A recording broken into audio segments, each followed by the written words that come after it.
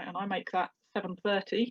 So without further ado, I'd like to introduce Darren Peattie from East Neuk Salt Company. He's going to talk to us about their grand plans for the salt pans at St Monans and the plant in Devon as well. Thank you, Darren. Okay, right, I'll just share my screen. Just give me a moment. Okay. Everyone seeing that? Hope so. Right.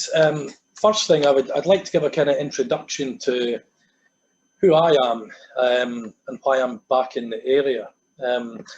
I grew up in St Monans. I mean, it was my family home. I left when I was 17, travelled around working in London, Edinburgh, Dundee, and then spent 6 years in the Highlands, where I actually am at the moment, on a little family holiday. Everywhere I've stayed, I've kind of always felt that there was something missing. I always wondered what it was. You know, I took different jobs, I had different businesses. Something never seemed to click. And then when I had 2 kids, I started saying to my wife, you know, I want to return home. And that was totally foreign to me, because I left when I was 17. I thought there was much bigger things than fishing villages, but it turns out not so. So 14 months ago, I returned back home. And just by chance, I was walking down the salt pans in St Monans, and I kind of thought, why's no one done anything with salt? I'd come across a salt company up in the west coast on the Isle of Skye, who harvested salt through polytunnels. And that day on the salt pans, it just seemed so natural to me. I thought, we've got to bring salt back. Now, for me, that was fine to think. I then came home, said to my wife we were going to set up a salt company. She thought it was bonkers. She absolutely, she was like, what? And I said, well, if you give me time to explain to you, you'll understand. I said, you know, salt was a booming industry. The village has so much heritage in it. The salt pans, the windmill, it's not really been utilised at its full capacity. She thought I was thinking burning coal, evaporating seawater down at the shore. That was not the case. Salt is not made like that now. So what I want to do tonight is give you guys a kind of overview of, well, the East Neuk Salt Company, but I want to also touch on a number of other things. So tonight I want to talk about a brief history of the salt pans. That's no mean feat. You know, there's not a lot known about the history of the salt pans, but I will do my best. I'm no historian, but I'm learning each day. Then we have a really exciting project going on, the reconstruction of salt pan house number 9, as it's referred to in the media, but it's actually salt pan house number 7. Then I'd like to touch on the modern day, the East Neuk Salt Company, who we are, what we're doing, what we've been doing in the months leading up to that. And then the big thing that's key to my heart is about preserving our past to sustain our future. Really capitalising on East Neuk, the villages, the history, the heritage. How can we use that to move forward? And then I want to talk to you about how the East Neuk Salt Company is going to support local communities, local groups, heritage projects, and so on. So, this is no mean feat. Let's start with the brief history of the St Monans salt pans. Now, as I've said previously, not a lot is known about the salt pans in St Monans. We are relying on one document, a couple of archaeological digs, and some journals from people back in the 17th century. It's a massive undertaking, and thankfully we didn't have to do that. The East Neuk and the coastline of Fife have been well known for salt pans throughout the ages. All along the coasts of Fife, across the water in East Lothian, they've all been salt harvesters. Our salt pans, the St Monans salt pans, which is referred to as the St Philip's site, was founded in 1771 by Sir John Anstruther, the chap you see here on the right. Now, this guy was brilliant. He was an industrialist. He set up many, many businesses. Before salt, he tried setting up a whale company in Pitt and Weem. But he actually created the creme de la creme of the salt works in the East Coast. St Monans was viewed as the best. He joined forces with a guy, now I'm just having to look at my notes here, Robert Fowle, and they set up the New York Coal and Salt Works Company. It was incredible. Is my internet okay? Is my internet okay? Yeah. These guys, Sir John Anstruther, negotiated with Pitt and Weem councillors, expanded the harbour, repaired the harbour, and his full thing was that salt was in such high demand and was getting such good prices that he could see that it could turn the East Neuk round. So he set about expanding Pitt and Weem harbour. Oh, sorry, a minute, what's going on? Can everyone hear me?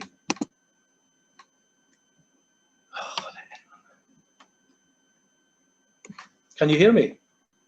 We can hear you, Darren. At the moment, we've got a blank screen, though. Yeah, my screen. Sorry, Christine, my screen. It's gone. Right, sorry, it stopped. 1 minute. There we go. Right. I think there is a blank screen. Yeah, I think the internet's playing up here. Right, I'll try and continue us to where we were. Here we are. So, Sir John Anstruther and Robert Fowle set about negotiating with people in Pitt and Weem. And the whole negotiation purpose for that was to create a wagonway which could bring the salt and the coal, because they set up an absolute fantastic enterprise where a colliery sat next to the salt works. Now, the salt pans in St Monans used the kind of rubbish coal, to be quite frank. Pitt and Weem had a real reputation for providing good quality coal. The coal that was unsaleable was then put into the pans to heat up the iron plates to create the evaporation process. 8 tons of coal created 1 ton of salt. Nowadays, I mean, that would be ludicrous. You wouldn't get away with that. We've had many people ask us when we set up the East Neuk Salt Company if we were going to create a smoky environment in the town, we were going to be burning coal. Definitely not. But back in the day when Sir John Anstruther set about his salt enterprise, that would have been the case. There was 20 people working the salt pans, 36 people working the colliery, and that would run for 24 hours a day. Sir John really struck it good because his negotiation with Pitt and Weem councillors about having the rights to shipping, the traffic, the rights to the harbour, really assisted him in building the enterprise. However, as time progressed and the salt moved on, taxation from England started having a real impact on the salt. And it kind of ruined the business. It really just, as I say here, in 1790, the enterprise flourished. 25 years later, it was abandoned and returned to farmland, which is really quite disappointing. But then I guess that allows us to build our story now. All that was recognisable on the St Monans site was the windmill. And at that point, it had no roof, door or anything. It was just a stack of bricks that represented a windmill. The windmill actually is referred to a pump engine house. You can still see the trenches in the seabed cutting out to the sea in St Monans, where there were several reservoir tanks. And that pump engine actually pulled the water up to the pans and they would evaporate. Now, 32 tons of water was put into those pan houses to create the most beautiful flakes. But taxation killed it off. And what we are left with now is the ruins of a once thriving industry. And when I came back and wanted to set up the salt company, to be fair, that area never even crossed my mind.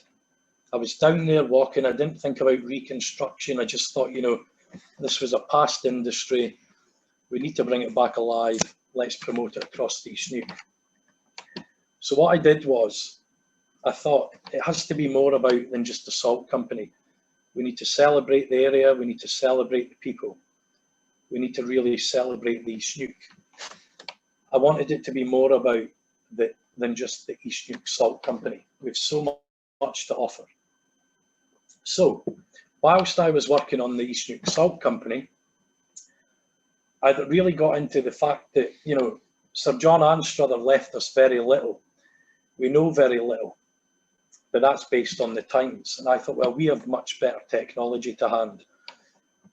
We should really record the story, the journey of the new salt, touching on the past and how things are going to shape up in the present. So what I'd like to show you now is a film. We've made many films to try and promote the salt in the area and tie everything in, you know, to be the East Neuk. So if you can spare me 2 or 3 minutes, I'd like to show you a nice little film we made. And then from there, I will then progress on to the future salt.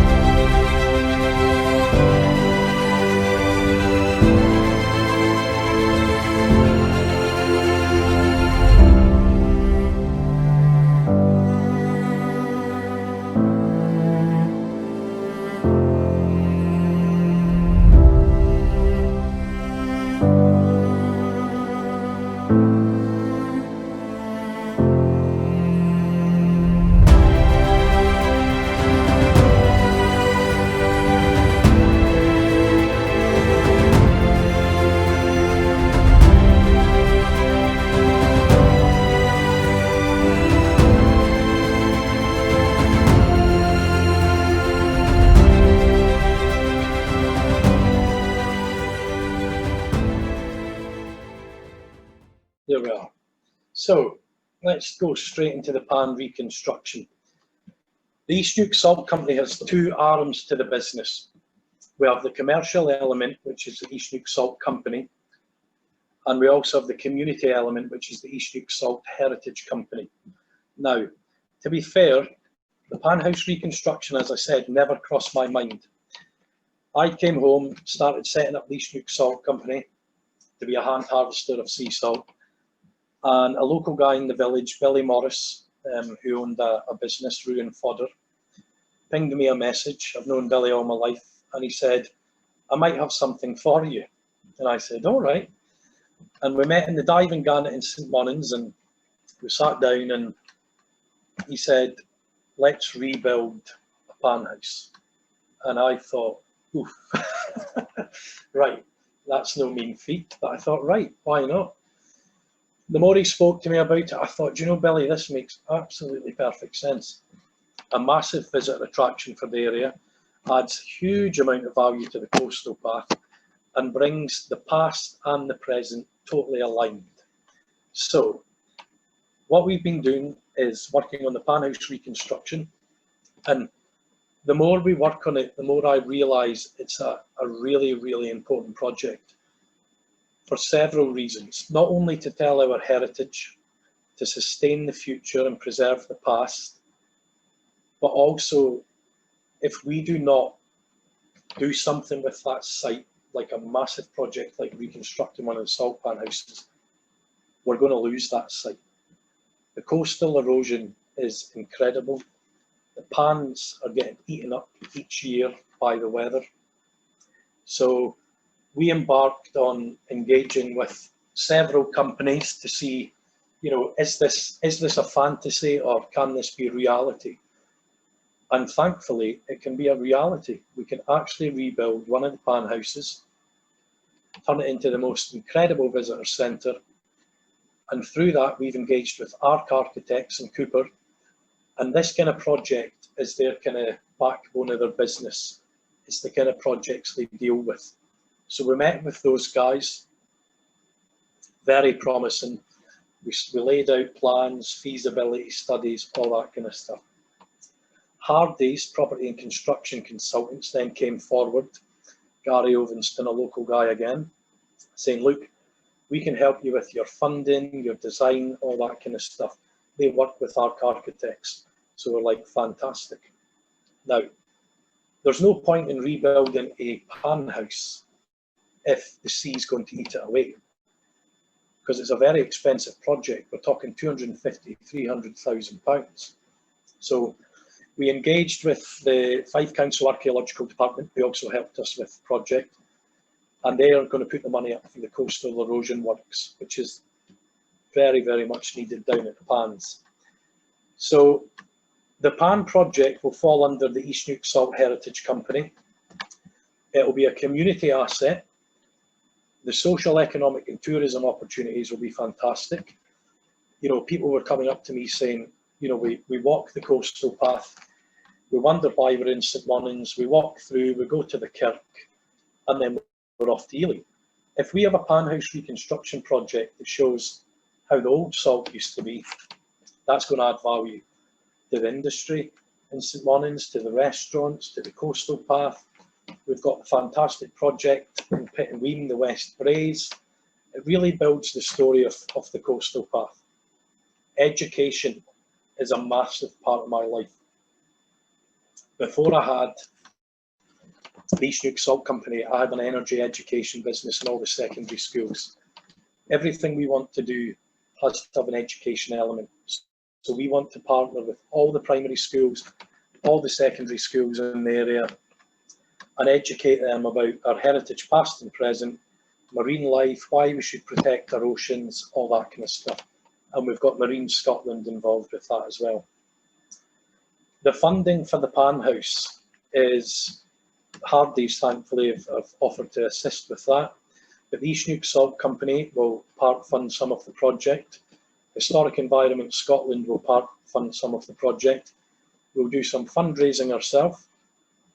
And then we'll also go to other kind of funders like the Heritage National Lottery Fund. So far to date, we've got the craftsmen and the trades on board. We've had the stonemasons on site, the architects on site, Historic Environment Scotland on site. The build will take 2 years from planning to completion, and we're currently, if COVID plays ball, about to enter the feasibility study about the employment opportunities, the visitor attraction, and how that can connect out further across the East Neuk. So a very, very exciting project, and one that we will realise. The windmill, as you know, the sails have been damaged, they've been replaced. We also want to take the whole of the kind of pan area and the windmill, and Pete Peattie, the local farmer, has also said he would put the windmill into stewardship for us, which would mean that we can open it up more. We can have, you know, the vast amount of people that used to go into it whilst working alongside the coastal watch people. It's about everyone getting something out of it. But I think, you know, a pan house reconstruction in St Monans to show the people what it used to be like, and then moving on to our premises in St Monans to see the future salt is a real selling point for the village. Now, the next slide we'll just kind of back up what I'm saying about coastal erosion. Here you'll see the 9 salt pans. Now, the black area represents where the coal would have been pushed in by the women and kids from the wagonway, and the front end would be the kind of furnace and the pan where the salt was evaporated. The coastal erosion on pan house number 4 is really, really threatening. If we don't actually complete this project, deal with the coastal erosion, we're going to lose this site, and that's going to be absolutely horrific. Each year we're losing more and more and more, and you know, we can't really have that. Just to back up what I'm saying, this is what we're left with. This is pan house number 7, although I said before it's referred to as pan house number 9 in the media. This is what we plan to build on. Now, when Watson's, the stonemasons, came down, there was 2 questions, very important questions. Do we build on the existing foundations which are there, or do we remove those foundations, create a new bed and build up? This is a heritage project, so removing what's already there defeats the whole purpose. So what we have is what we have to work with, and the stonemasons think it should be, if planned properly, a relatively straightforward work for the stonemasons. It will take them 18 months to build to roof level. That will include the pan furnace, all the steps, doors, everything inside. It will be as real can be based on the information we have. Now, a closer look. It's not in a great nick, let's be honest, but taking on a project like this is hugely important, and I think with the kind of heritage element, it needs to be planned properly, hence why it's taken us all these months to get going. I think we would all agree that having a reconstructed pan house down there as a visitor centre showing the environment will be an absolute win for the village and the East Neuk. Coastal erosion. Now, the pan house here is exactly the information that we have. As I said, it's limited. You may recognise this from the notice boards in St Monans. And once again, they also detail that little information is known. But we do know the typical pan house with the furnace and the pan working station, the iron pan for the evaporation, the chimney, all that kind of stuff. So when people enter this, we will create the environment using much cleaner technology, you know, sound and vision and all that kind of stuff. But this is what we're aiming for. There was one big question around the roof. Would it be tiles? Would it be wood? When the archaeological dig happened in the 85 and then the 90s, they could find no traces of pan tiles. So the archaeologists and the archaeologist and the architect have come to the conclusion that it was a wood roof. So we're trying to build it as much in line with the information we have. An aerial view of St Monans, you'll see once again where the coastal erosion is encroaching on the site. This project, although you could put coastal erosion in independently, which has not happened, and you could save the site, but I think it's much more beneficial if we utilise the site for the economic, social and environmental good, turn it into a tourism opportunity, sort the coastal erosion, and then, like Pittenweem West Braes, look at the bathing pool and so on.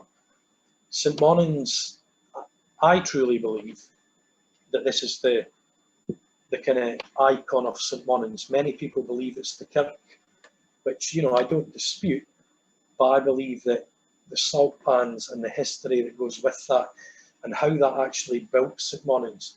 We still have families, the Gowanses, for example. Ina Gowans, a lovely lady in the village, her ancestors were part of the salt. These people stayed, they grew the village, they contributed to the village, and I actually think that we should celebrate that. Another beautiful story about the Gowans is that Ina's grandson, David Clark, he's actually an apprentice stonemason for Watson's. So he would actually also work on the site. So it totally ties a fantastic picture of his ancestors and him contributing to the future stake in that. Now, moving forward to the new salt, the East Neuk Salt Company. We have been through an incredible journey, and all of that couldn't have happened if it wasn't based on the heritage. I mean, I couldn't have just came home and thought, let's start up a salt company if we didn't have what we already have. But we have bold plans. We've been working extremely hard. There's been a lot going on in the background that people don't know about, and I'd like to tell you some of that tonight. So, the East Neuk Salt Company would have been Scotland's second hand harvester of sea salt, but due to the coronavirus and a few other complications in relation to premises, we're now the third. But it's fantastic because up on the Isle of Skye, we have the Isle of Skye Sea Salt, who harvest salt in polytunnels. On the west coast in Ayrshire, we have Blackthorn Salt, who harvest salt through a graduation tower.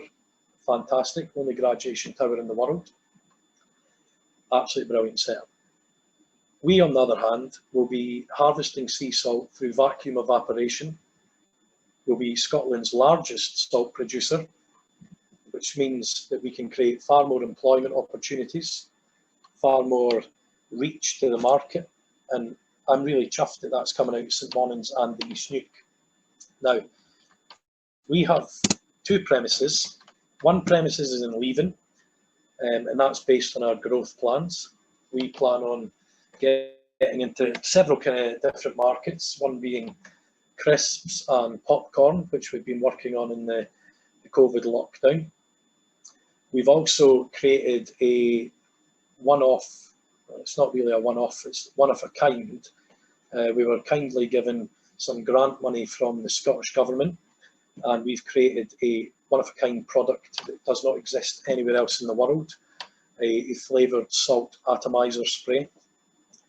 We've also launched a soap range, which I've got to be honest, I wasn't expecting, but it's going great guns. Our whole emphasis here is about growth and sustainability to ensure that young people in East Neuk don't have to do what I did. I had to leave at 17. There was no opportunities in the area unless I wanted to go and be a fisherman, and I'm just not cut out for that, I'm afraid. Absolutely not. So we want to grow, and we want to grow fast, and we've got really ambitious plans. So the premises in Leven will allow the growth on scale, and the premises in St Monans will allow salt harvesting, crystallisation, gift shop, and salt tours. I think it's fair to say we are Scotland's most innovative salt company, based on how we harvest salt, the products that we've developed, and also that we're zero waste. And that's a really important thing for us. Each day we're left with 900 litres of distilled water. That will go into the pharmaceutical industry. We're also left with a magnesium concentrate, which we're hoping the local farmer Pete Peattie and the Bullhouse, Bulkasky Estate, can use to put over their land to nourish the soil, which will make the soil far more richer for the crops. And we're very much where it all began, about the community. Although we are a commercial business and the Pan House is the community element, we as a company also want to be community minded and use our success to benefit others. So each year, the East Neuk Salt Company will be supporting local communities and local projects. Now, what that means is that each year we will pick a community organisation, group or project, and we will support them financially. This year, we've decided to support Bring Back the Beauty, the Manx beauty, Richard Weems, who did a talk for you last month. Richard is a good friend of ours. I love the Heritage Project, his drive, the enthusiasm. His whole ethos is completely in line with ours. So we've donated him 7,000 jars of East Neuk salt, which will be branded Bring Back the Beauty, which will allow a cash donation of £42,000 to assist with his heritage project. Each year we plan on working with community groups, projects to assist as well. There is, you know, and I want to say this kind of calmly, but there's a lot of money to be made in salt, and we want to ensure that that does good across the whole of the East Neuk. We've never wanted to make it about us. You know, my wife, myself, family. We don't want it to be always about the East Neuk Salt Company. We want it to be about the East Neuk, the communities and the people. And on that note, I would just like to give you a kind of final little film before I take some questions and answers. This film was a much larger piece about the heritage of the East Neuk and celebrating the people, but fundamentally celebrating St Monans and all she has to offer, and then extending that across the rest of the East Neuk.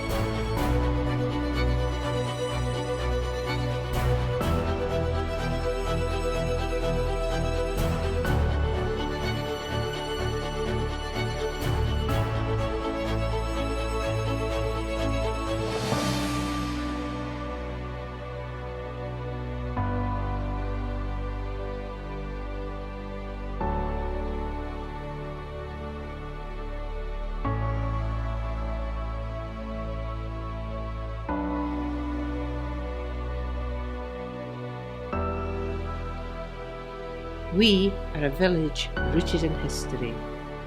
We are a village anchored by the sea. We are iconic and ever-changing. We are St Monans.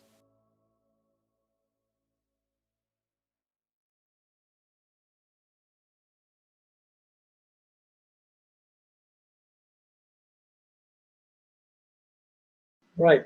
So, I mean, the whole emphasis of that film is that it's people that make the East Neuk, you know, and it's when we all rally together that we can actually make a real difference. And the support that we've had through the East Neuk Salt Company has been fantastic. So we're just really encouraged to go, and let's make this happen. So, you know, thank you for listening and watching, and I welcome any questions. Thanks, Darren. Do you want to stop sharing your screen? Yep. Super, thank you. That was brilliant, really interesting. Has anybody got any questions for Darren? Barbara, is that you? If you'd like to unmute yourself. There we go. I was interested, how does vacuum evaporation work? Yeah, well, most people are, Barbara, so thanks for the question. Vacuum evaporation puts the salt water is 3% salinity. So you realistically only have 3% salt in the sea. Vacuum evaporation puts that under pressure and heat, and that then allows us to create a stronger brine. Now we want to take our percentage up to a certain level, which produces the kind of real lovely pyramids and flakes and stuff like that. But essentially, vacuum evaporation is under heat and pressure. Good, thank you. Just to add there, but we're allowed to take 10,000 cubic litres of water per day. So that then gets put into 2,500 litre vacuum evaporators, which then creates the brine for the crystallisation. Once our premises is set up, pop along and you can actually see how it works. Excellent, thank you very much. Well, Who else has got a question for Darren? Oh, Penny has a question. Yeah, I do. Hello, Darren. That's fascinating. Thanks very much. Can you help me understand the process a little bit? Just the facility which you use for your evaporation, yes. Is that actually in any way connected to the salt pans? Because my question, I guess, is about the conservation status of the salt pans. And I guess one school of thought would say, if they're not going to be used operationally, why would you rebuild them other than for aesthetic purposes? Isn't there one school of thought that says that you don't reconstruct? Well, I think what we are happy with is the positive kind of feedback we've had from Historic Environment Scotland, saying that, you know, it is a fantastic concept to reconstruct, to show people exactly how it used to be. Currently, you know, well, for example, we had an MP down at the salt pans that didn't actually know they were the salt pans. And my fear is that people walking along the coastal route are not actually getting to understand our full heritage. In relation to your question about, you know, is our salt linked to the salt pan reconstruction? Oh no, I just couldn't quite understand if you would be using them operationally or not. I perhaps missed that point. Yeah, no, absolutely not. That would smoke the village out, and we would be in business for about a week. Thank you So very much. it really is a visitor's attraction and to run the heritage. Thanks. Who else has got a question for Darren? Elizabeth, go for it. Thank you, Darren. That's really inspiring. So who actually owns the salt pans? The salt pans are owned, it's kind of, it's not a 50-50 divide, but the one that we are reconstructing is owned by Peter Peattie, Right. Coal Farm, and then Fife Council owns several of the other ones. So is it just chance Peter owns a particular one, or is it in line with his land, I'm guessing? That comes down. I guess it comes down to land borders and things like that. Yeah. I mean, but by chance, it's good chance, because Peter's a great guy, and he's also said about putting it into trust for the village as well. So that's good news. Very good. Yeah. Thank you. Thank you. Yes, Jen? Is there any problems with microplastics in salt? Do you have to filter out microplastics from the seawater? I was hoping someone would ask that question. The process, Jennifer, of us taking the water, filtering it through a filter, the filter's incredible. It's finer than a human hair. And we've had St Andrews University test the water for us. So there's no problems there with contamination or anything like that either. We're sitting on some real nice water there. Thank you. I was horrified to read that there's now microplastics in the apples and carrots that I forced my children to eat because sweets are bad for them. So yeah, I know. That's good. That's interesting that you can filter out of some things still. Anyone else got a question for Darren? David, yes, if you'd like to unmute yourself.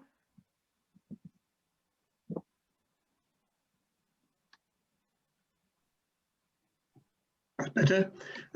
What sort of power is used for the process? Sorry, David?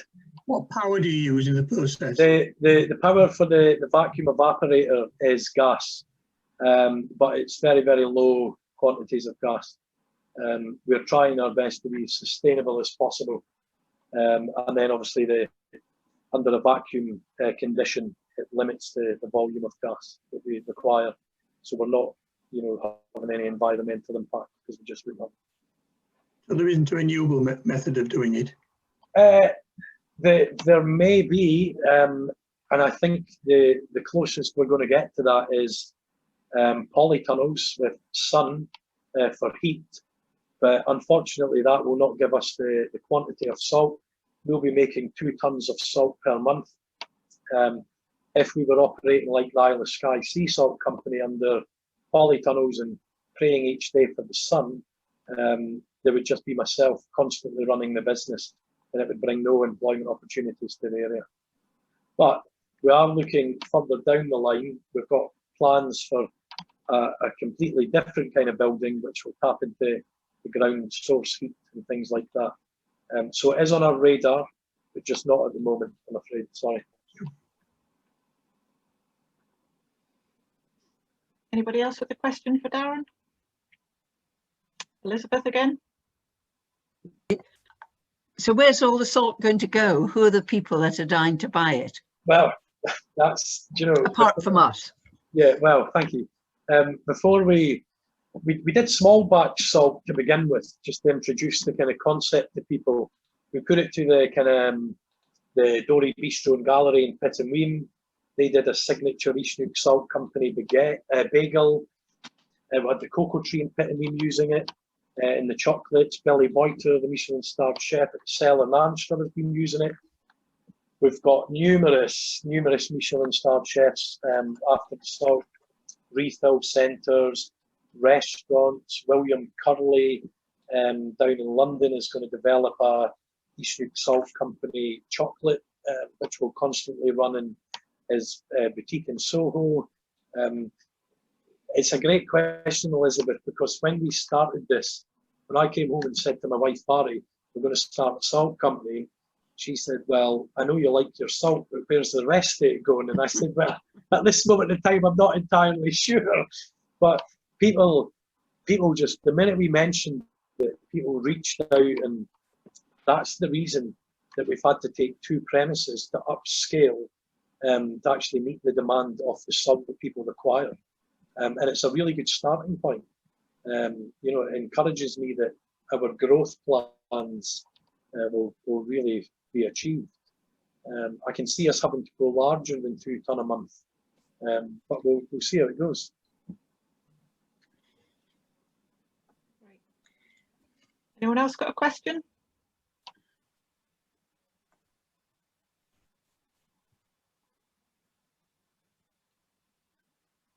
Oh, Janet, yes. Janet, yeah. If you'd like to unmute yourself. Thanks, Christine. Thank you, Darren. Can you say something more, please, about your vision for the visitor centre?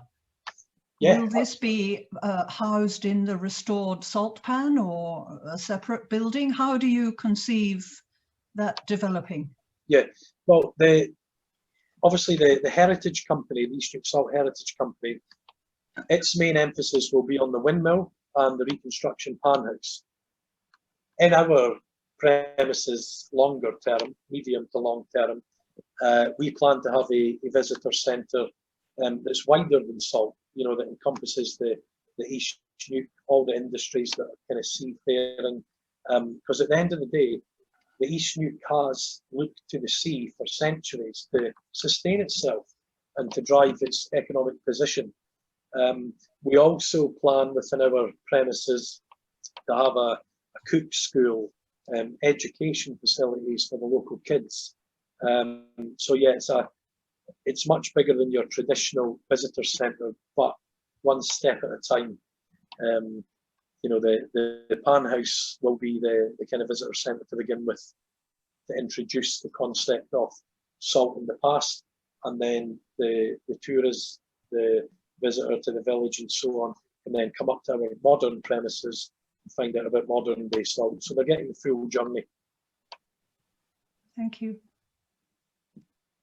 Alan, were you wanting to ask a question, or were you just trying to get my attention?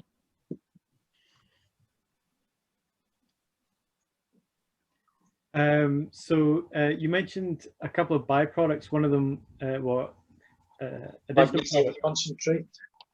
one of them was in the leaving factory there's popcorn. What was the other one? Crisps. Crisps. Yeah. Yeah. So are they going to be like quite traditional?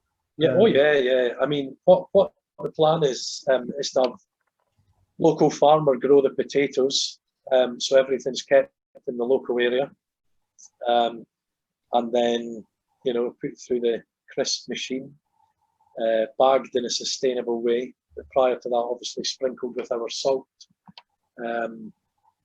Crisps are on the rise. I don't think I love a crisp, but the kind of health police, we have to measure that out by giving them a healthy treat like popcorn, or a nice treat like crisps. It's about making your own decisions.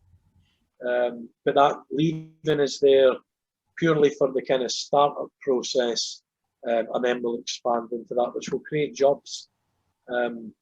Create local jobs for local people, which is what it's all about. Thank you. I think you're frozen, Alan, or is it me? Hopefully you're still with us. Yep. Grand. I don't know if anybody else has got any questions for Darren. May I just ask that one more? Yeah.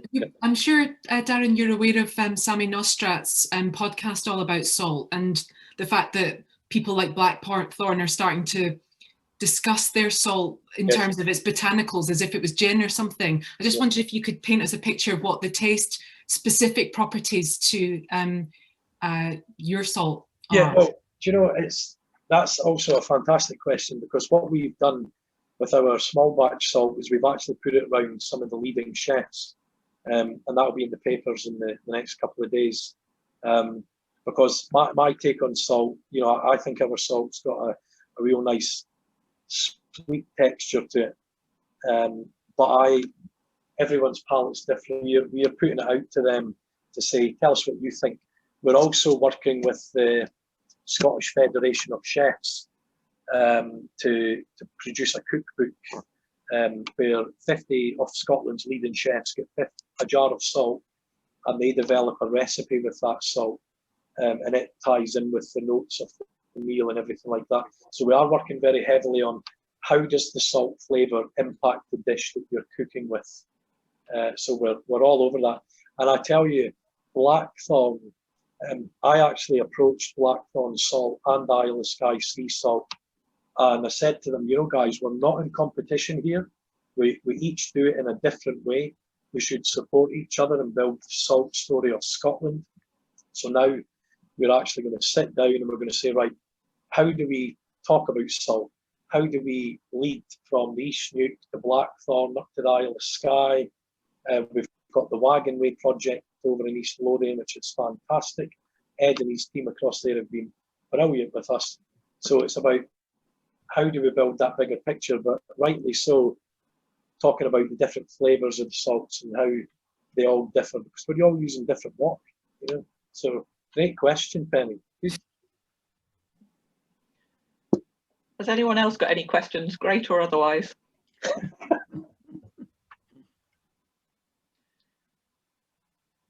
Darren, I know you've got a really exciting crowdfunder going at the moment. Do you want to talk about that briefly? Yes, I do. Yes.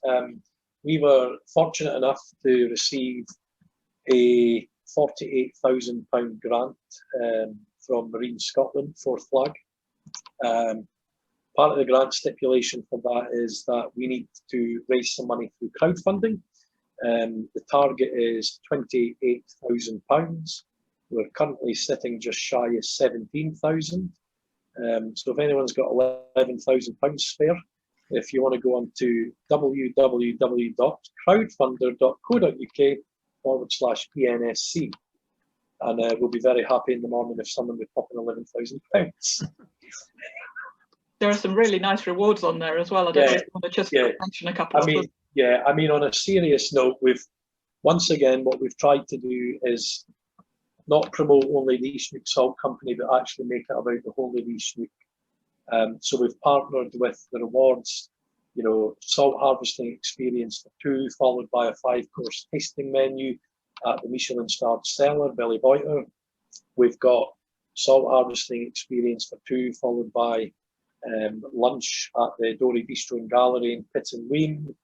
We've got individual salt harvesting experiences. We've got days out for the kids. We've got our soap range. You can pre-order our salt. You can name a batch of salt. You know, we've got 2 of those left. Some local companies have been fantastic. And you can also have dinner with Tony Singh. 12 of you can have dinner with Tony Singh at his house, cooking you 9 courses, 7 glasses of wine and cocktails. And we also have a private chef experience from Kevin, the East Neuk private chef. So have a look. There's a lot of rewards in there for everyone, and your support would be much appreciated. Super, thank you. Any last questions for Darren before we close the formal part of the meeting? No? In which case, I suggest we all unmute ourselves and give him a rousing round of applause, and then we're happy to stay here a little bit longer if anybody wants to chat about anything else, or indeed continue talking salt. So thank you very much, Darren. That was really good. Thank you. Thank you.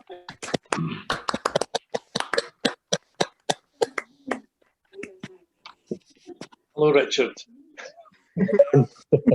Thank you, Darren. That was great. Great, thank you. Thanks, Darren. Good to see you. Yeah, really interesting. Thank you. Enjoyed.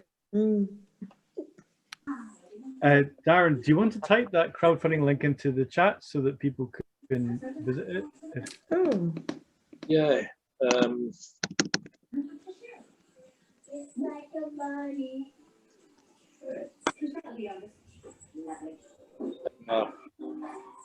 Oh, did I just send that to you privately, Kate? Or? I was just gonna. Sorry. Yeah, I'll do it. I'll do it to everyone. This is only my 2nd Zoom call. Here we go. I bet Richard's enjoyed this one. Well, yes, I'm looking forward to sampling your salt. Alan, just to let you know that there's actually a history of crisp factories in the East Neuk as well. There was another one in Sourdyke which burnt down. But they manufactured crisps. Well, they were going to manufacture crisps and called it the May Island Crisp Company. Oh. But ended up a bit crispy. Yes. When was that? The late 50s, I think it was. It was along in Sourdyke in what had been David Black's oilskin factory. Oh, right. And I believe the accident was caused by the fire was caused by this guy who used to recharge folks' batteries. You know, as you would take your batteries along for your crystal set, your radio to be recharged. And I think the fire actually started off in that particular part. It wasn't anything to do with the crisps. Oh, thanks for that, Richard. Don't recharge batteries, Darren. That's the solution. It was nothing to do with the crisps. No, thankfully we're using gas and not batteries. You wouldn't think of doing crisps with the wee twist of salt in a bit of blue paper. Oh, I remember that. Salt and shake, yes. That might be a good move, actually. I may be showing my age. No, I remember that. Yeah. I Are they remember not still salt and manufactured? I did make a comeback for a few years, didn't it? Yes. Yeah. Well, that might be an idea, yeah. See how that goes. No, I mean, I hope that was, enough information. The sticking point is all, I mean, I've got documents like pages and pages and pages. It's trying to detail the history.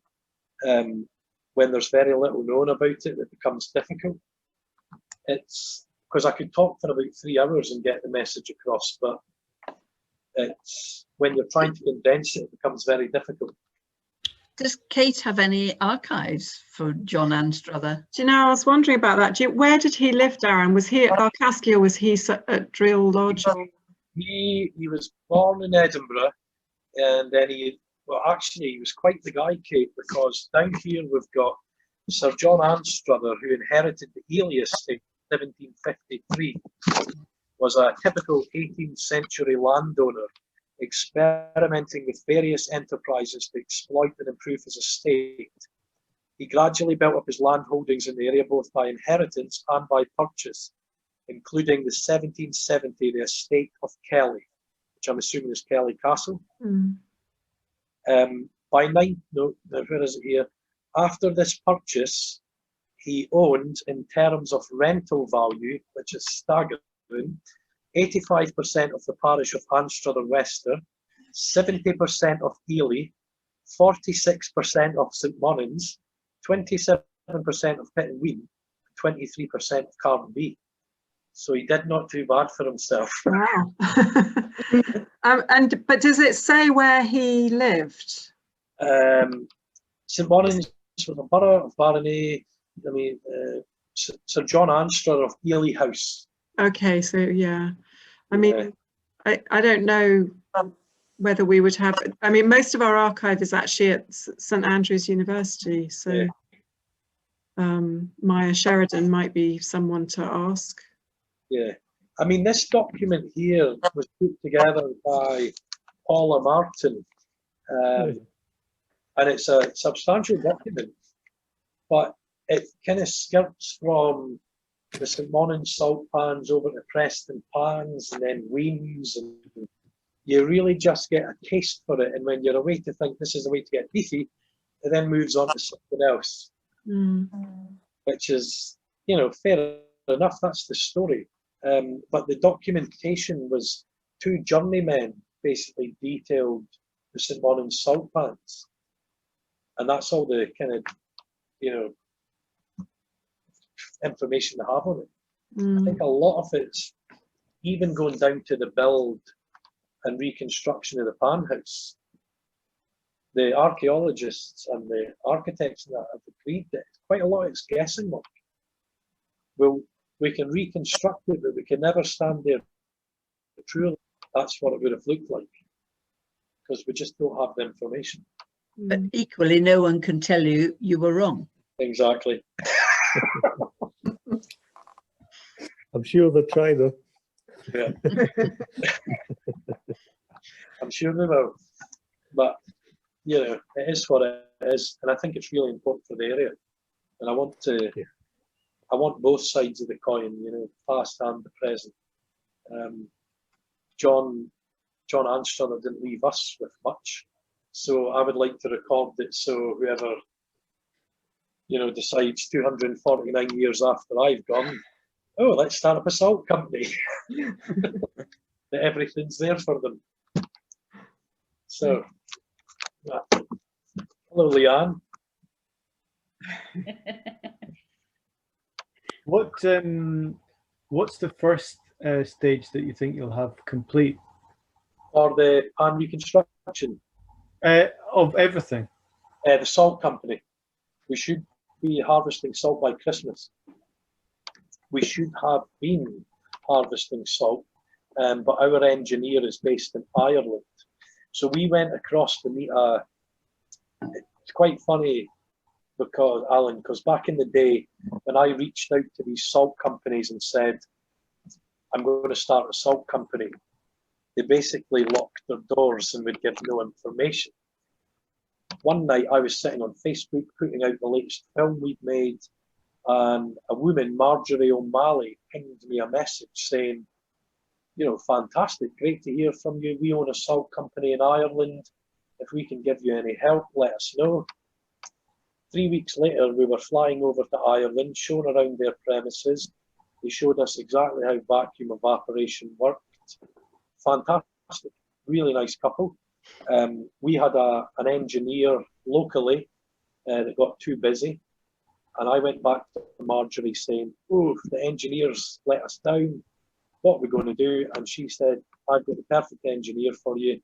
And she gave us her engineer. And he's been across several times, and he should have been across 2 weeks ago, but COVID is not playing ball. But the kit, all the kit's currently sitting in Newcastle, waiting to come up. All we've got to do now is paint the epoxy resin floor in the premises, and then we can start storing the kit in there, and then John should come across when he can and build it, and we're off for salt harvesting. So the water that you're using, this is all being done in Leven, is it? No, gosh, no, absolutely not. Good. The premises is only in Leven. There's also a premises in St Monans. We're not allowed to talk too much about that at the moment. We're only allowed to say that we've acquired the premises in St Monans, but more will come to light, and it'll be a very nice message for the village. But all the waters come from the East Neuk, and generally Ely for the grade A standards that they are. So is it like, I mean, I don't know what the time scale is from taking the water in to actually having a product in a jar for sale. Is it like, 4 days. So is it likely then that there might be stock available for sale at Christmas time? I would like to think so. And the way, although it takes 4 days from obviously taking the water, filtering it, vacuum evaporating, creating the brine, crystallizer trays, the way in which we plan to do it is that we will have several crystal beds running at different levels, so we'll constantly have salt.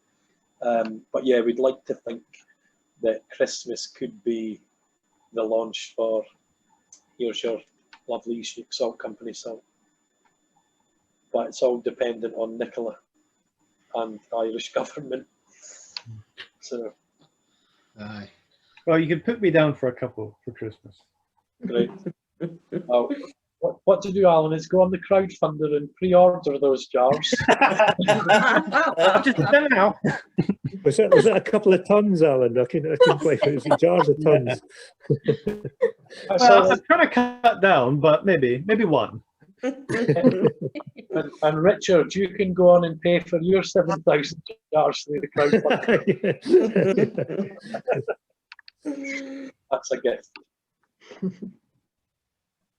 Wow. Right. Sorry, were you saying something, Alan? I was going to click. Yeah, I was talking to myself actually, but I was just saying that I would click that link now because when we close the chat, then the link's gone. So I'm just clicking it so that it's ready to have a look at. I think maybe. Yeah, it comes. Well done. Isn't it on Facebook? Yes. Yeah. The link is on Facebook. Oh, okay. Mm-hmm. Yeah, the link's on Facebook. And if you don't already follow us on Facebook, please follow us on Facebook. Thank you, Christine.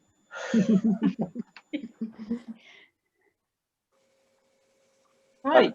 Bill, just to promote Bill Bruce, who's actually in the meeting here as well. Bill actually did our crowdfunder film. And he's absolutely fantastic. He's based in Cellardyke. Because obviously, Kate, you were talking about doing a heritage evening. So, we'll have new stuff for that as well. But Bill is the guy for filming in the area if you need some. Oh, great. So did you do all the, because you've also done some really interesting sort of heritage filming, haven't you, which we were going to screen at the fundraiser. That's with John from Slate Productions, but he's just had a new kid as well. And John's great and Bill's fantastic, and it's nice to keep it nice and local as well. But I can see long term John and Bill working together on a project for us as well. Excellent. But he is not as good.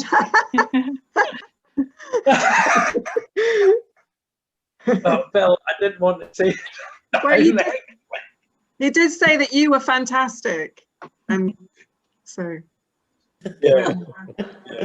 I didn't come on to speak. I just wanted to find out what what you called AIA. What was it again? Yeah, Anstruther Improvements Association. That's right. I just found out about it today, so it's all interesting. Before Darren came on, Kate, you said something about you've got loads of ideas, but nothing happened with those ideas. What stops those ideas? Oh, I just think it's not that nothing happens, it's just that we're very busy anyway, and so we have great ideas, but then we just don't have enough resource, you know, enough of us, enough time, I guess, really, to make everything happen. So hopefully the new capacity development work will help. I might know the perfect person for you there, Kate. Okay, well, excellent. There's a young woman in the conversation called Leanne. She makes things happen. She's been all over our crowdfunder, and day and night while I've been sleeping, she's been working. So thank you, Leanne. No problem, Darren. Have a look at the application form then, Leanne. I know, I think I've signed up already to work for them. Yes.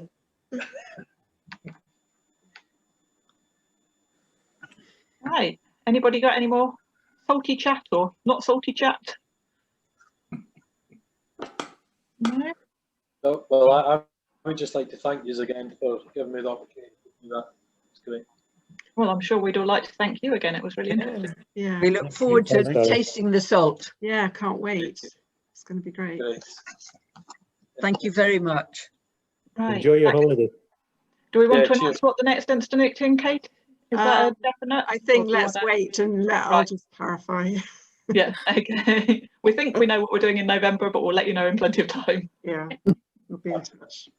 Okay, great to see everybody then. Good, Night. thank you very much. Thank you, Darren. Thank you. Bye. Bye. Bye, guys.